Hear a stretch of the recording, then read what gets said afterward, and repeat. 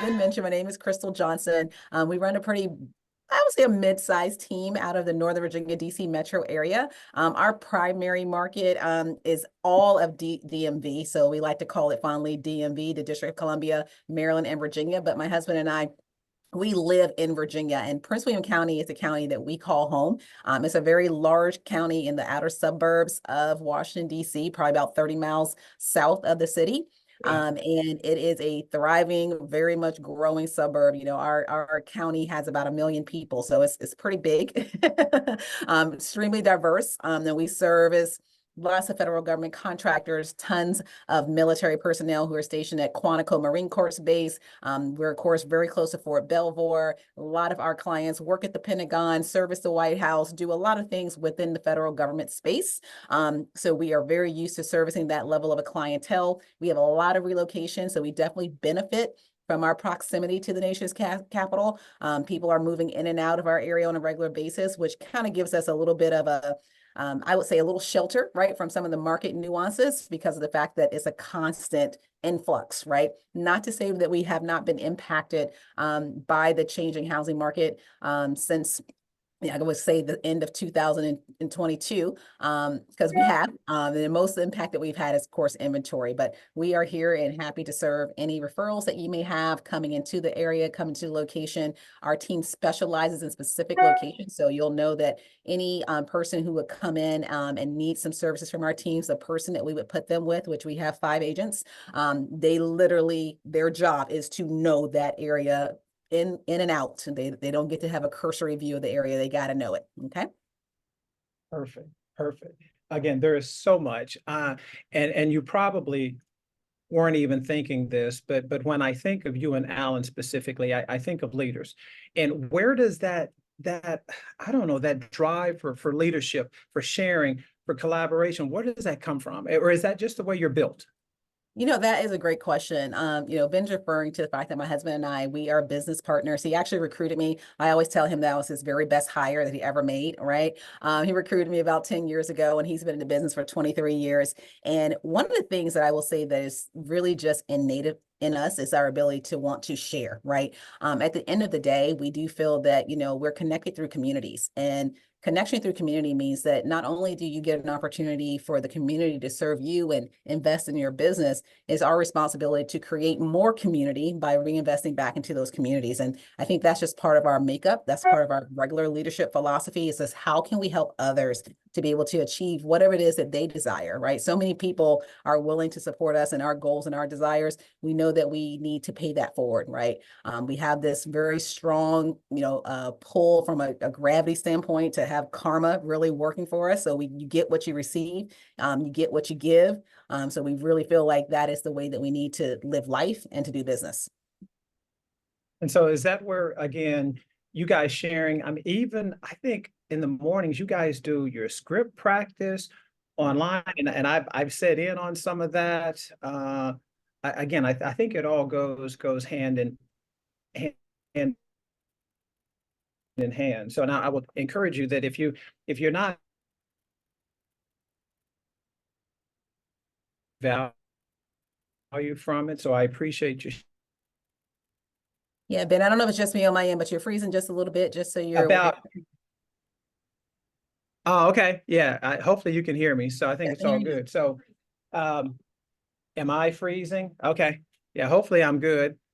As my right hand, she walks in, she's like, "You're freezing." So, well, I think what you were okay. getting at, I'll pick up where you left off.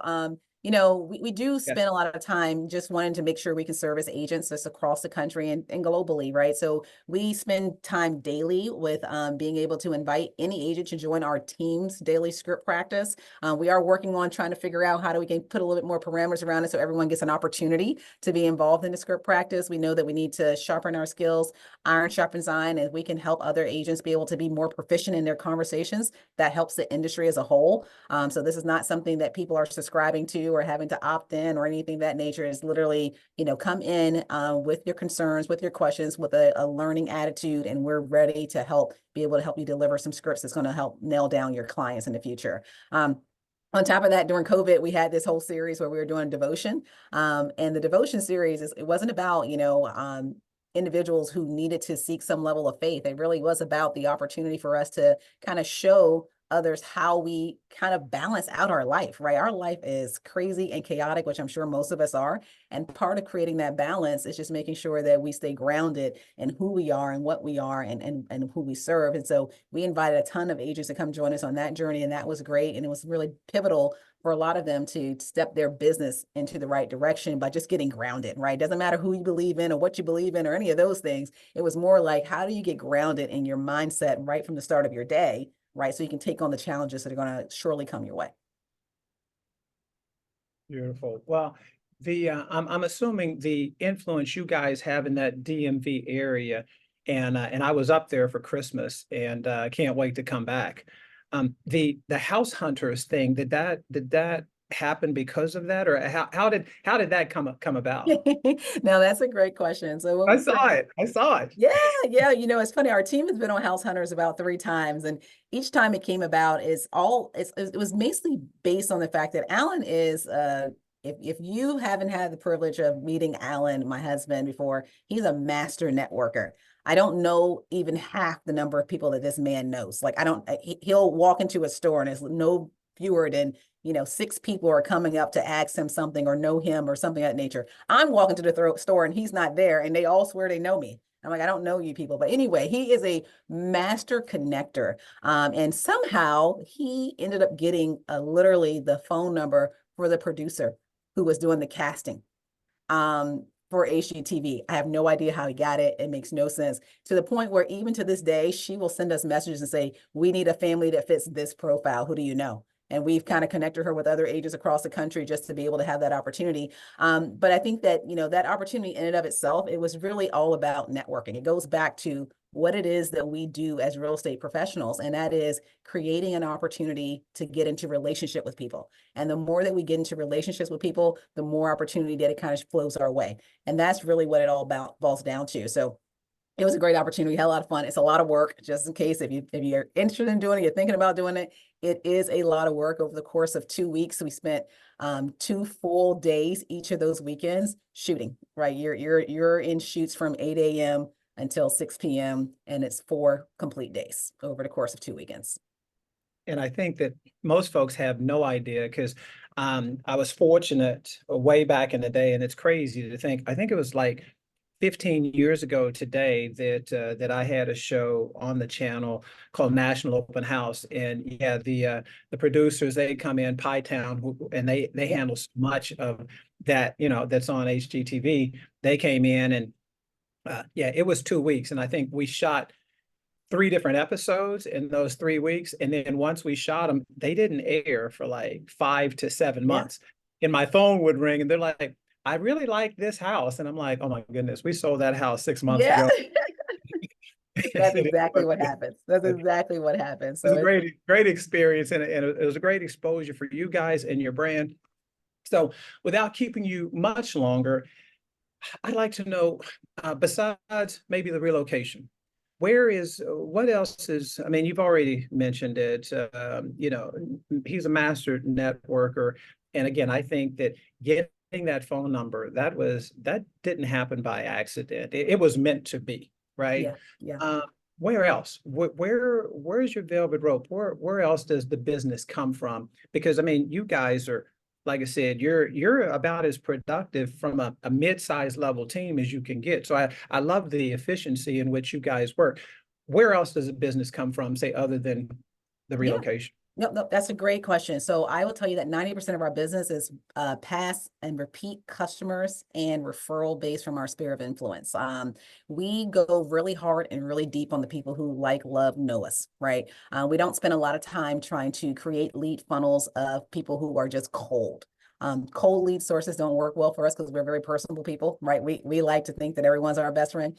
Not so much when people don't know you. They don't really care to be nice and to you like that, right? So we spend our time and we double down, triple down on our database. So, and the way that we make sure that we keep them engaged and wanting to send us leads is through a lot of activity. The primary activity is all of our events. So we have 4 flagship events. every single year where our entire database of past, repeat, referral, and just raving fans are always invited. And that list for us, and just to give you some perspective, because I think sometimes people say that and you're like, oh, maybe you got a list of 10,000, 20,000 people. The reality is that list is 1,500 people. We keep it really tight because we know that of that 1,500, there's only about 10% that send us most of the business. But we Amen. want to keep all 1,500 engaged and thinking about us, right? So that's number one. So our events range from, an Easter event, a 5K, cookies and cocoa with Santa, just based upon, where our client base is in their life, right? A lot of them have smaller children. We're phasing to some more mature events like the 5K, which means that everyone can participate in the family. Maybe your teenager doesn't want to not come to the, cookies and cocoa with Santa, but they're going to come do the 5K, and there's a lot of activities and food and giveaways and all that good stuff. And then we have an annual holiday party that's in alignment with raising funds for our foundation. So we have a kind of a action network foundation that helps meet the immediate needs and gaps of people in the community who may be experiencing homelessness, food insecurity, who may need down payment assistance for purchasing their home. We use that foundation as a way to continue to raise money and awareness and connect with our database as well. So that's something that is very great for us. The second piece I will say that is a little bit more tactical, that will be something that all of you can do on this line to include with your database, is really getting deep on Google GLS. One of the things that we really kind of leaned into probably about 2021 was making sure that we got a review from everyone we interacted with. And I think we're now up to about 585 reviews on Google. And what that has done for our business, it has put it at the top of the search. So if you're not focusing on getting reviews from everyone you interact with, to include the agents on the other side of the transaction, right? We get reviews from everyone, our home inspectors, everyone, right? Make sure you put your reviews in there, because I will tell you single-handedly, my phone rings the most because someone's calling me through Google every single day. And, some of them are organic. They just search and we got some reviews, we came up, so I'm not paying any costs and I'm not running ads. And then some of them are based on Google GLS, which is an ad that is running in the background, but you only pay if you get a live call. Yes. Yep. Right. So that is something that I would encourage you to try to make sure that you put within your business, because if you can get those reviews there, you don't have to have 585 for your phone to ring. The more you have, the better, right? But if you get those reviews in there and you are making sure that you're certified and verified by Google, you will certainly get more opportunities that are organically landing in your lap. And these people who call, they're not like just fishing. They are literally to make a decision. As sellers, as buyers, I'm pre-approved, I'm ready to go. Right. So those are quality leads. The other piece where most of our business comes from is also we've gotten into creating our own inventory.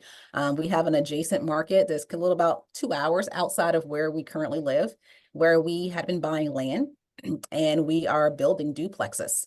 And that has given us an opportunity to create inventory and to be able to keep some things in our portfolio for the long haul, right?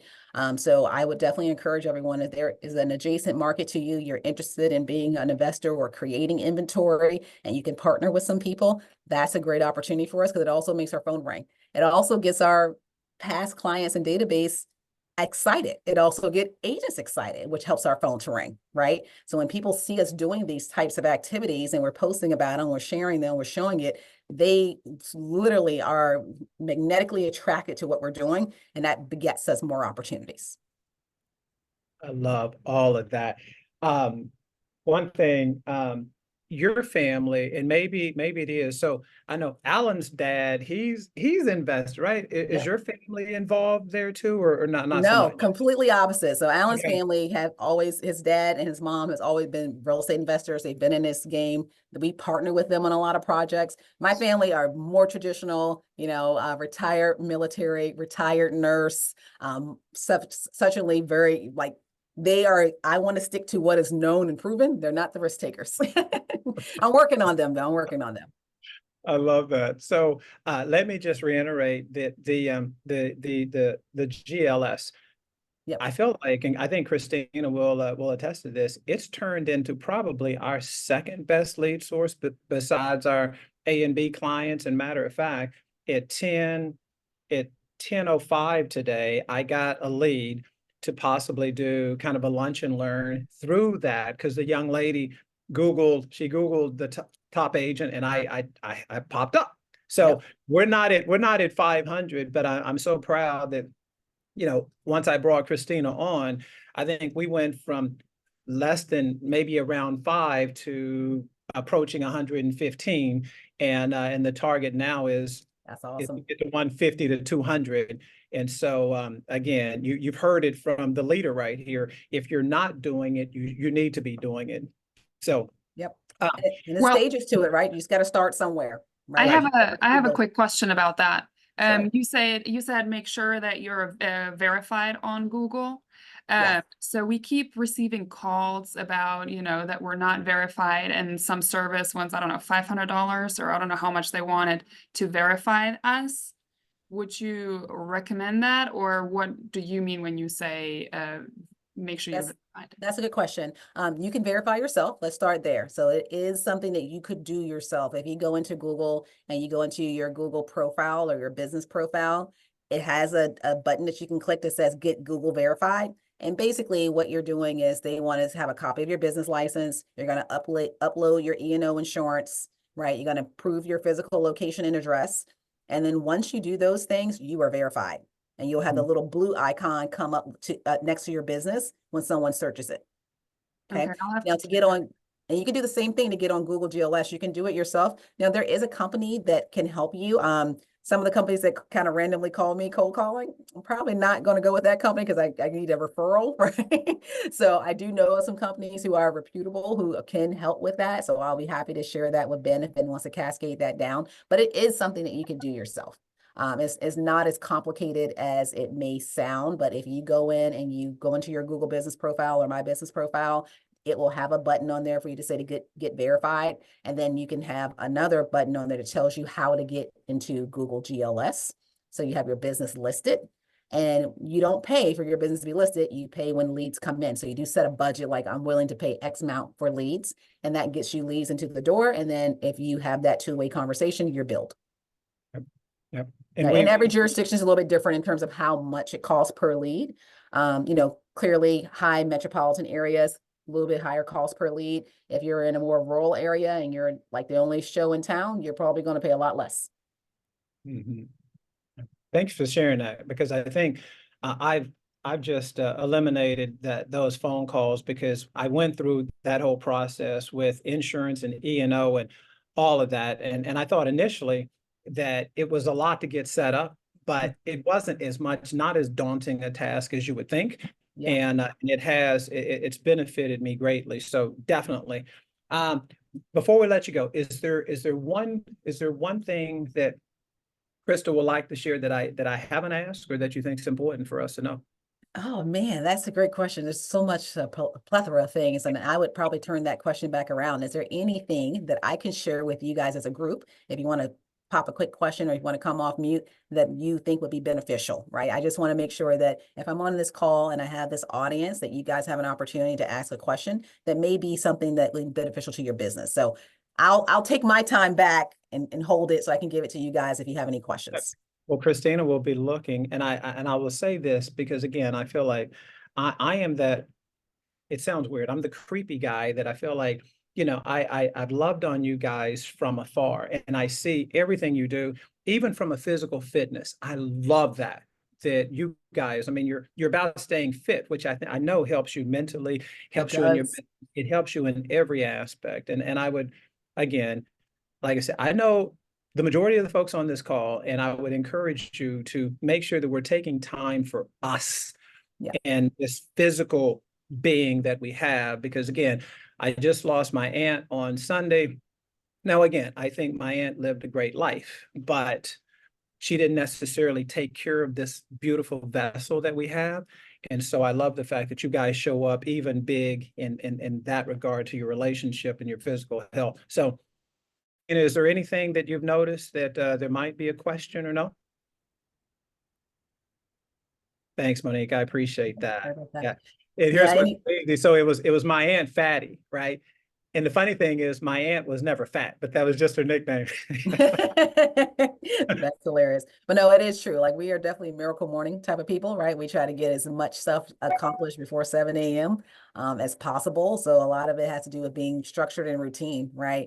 We're getting up and we're starting with devotion. We're going straight into doing fitness. We're taking a couple minutes to read 10 pages of whatever book that we're working on that morning. And we're just having our whole morning already shift into gear because we know when 7 o'clock hits, it's time for us to get the kids up and out, right? And then once we get them out of there, 8 o'clock is business, and we try to just go really hard so that we can have very present when our kids get home. So, it's definitely a schedule. It's definitely a routine. It's definitely something that you got to stay committed to because this life is chaotic. It's enough chaos going on all around us. So the things that we can control, definitely try to control them. Routine and consistency. That's how I see you guys. So, and if there's, Chris, if there's nothing. No, there actually is, Natalie has a question. Go Yes. on, unmute yourself. Sorry, I didn't know how to raise my hand on here. Hey, Christal. Hi, how are you, Natalie? Hey, so I worked for a defense contractor before I got into real estate. So wanted to know what your approach or your call to action to transitioning military families and DoD contractors, like what does that look like? And it might be too much to go into here. So No, that's a great question. The biggest thing I will say is that if you have gained a lot of strong relationships in the career that you're currently in, that you're transitioning out of, make sure you maintain those relationships. I think one of the things that I see the most is when people are leaving from one industry to another, they kind of just cut ties with the folks that they had left behind. And I would just encourage you to make sure you go deeper on those relationships because those are going to be the people who are going to be championing you and going to help you as you're getting into your next, your next full-time role, which is this real estate life, right? One of the things that we do a lot when it comes to people who are transitioning is that we try to create content that's going to drive it. Everyone is starting their search. I think that the last time I checked the data, still 98% of every search for everything that anyone needs starts with Google, right? It starts with Google. So I would just say that as you're creating content, whether that content is going to live on Instagram or Facebook or TikTok or wherever it's going to land or is going to live, just make sure you're using the right keywords to attract the audience that you want. Because a lot of times what's happening in the background of all these algorithms, right? They're pulling out words from your videos, from your text, from those things that they're going to use to put in front of the right audience. So if you talk about defense contractors relocating, DM, whatever area you live in, all that good stuff, it will automatically pull your content to the front when they're doing the searches. So just make sure that number one, you're keeping those relationships and going really deep. Let them know what you're doing. Ask for the business. Tell them what you need in order for you to be successful and that you're committed to helping them and you need them to committed to help you succeed in this new endeavor that you're after. And then make sure that all of your content that you're having, if that's the population that you want to focus on, that audience, have words that you're saying, typing, putting in there that speaks to that. And all of your reviews, so if you're helping people in the contracting world, relocation, military, defense contractors, make sure that they say that's who they are, even in your reviews online. And it brings all that content together and you will show up at the top all the time. So just make sure you keep doing that. are you guys using LinkedIn at all? We do. We do use Okay. LinkedIn. So we typically try to use the same type of content and repurpose it on every single channel, that medium that exists, right? So when we do LinkedIn, we're not, of course, posting houses for sale, listings like that. That's just not that venue for that. It's not the forum for that. But we actually are posting things that are more intriguing. So if we're doing something where we know that we're working on, okay, how can you build a duplex in 90 days? That series got us the most views on LinkedIn that we ever had, right? If I'm talking about, my market updates will live on LinkedIn because that's a place where people like that type of information. They're digesting that information like that. On LinkedIn, I also like to, post any type of opportunities that are happening in the industry, right? So if you know of a major position that's opening up with a big broker, you might want to post those, right? Because people are looking for jobs on LinkedIn, but now they can associate you with that job, right? So we do use LinkedIn, but I use it not from the typical real estate listings. I use it from the standpoint of education. And I'm guessing you have somebody that's running all of that for you. You're not the one actually posting organically, right? You know what? We live in the world where we say that everyone's responsible for lead generation. So Yeah, I'll so you post, are Alan posting. posts, our lead manager post. It does everyone's posting, and we're keeping Got it. everyone accountable to post. Got it.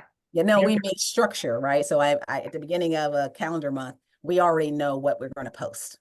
Got it. Like we're not just kind of coming up with it, except for if it's something like really good. We're like, I need to share that right away. We might do that, but at the beginning of the month, we already know what it is we're going to post and where it's going to end up.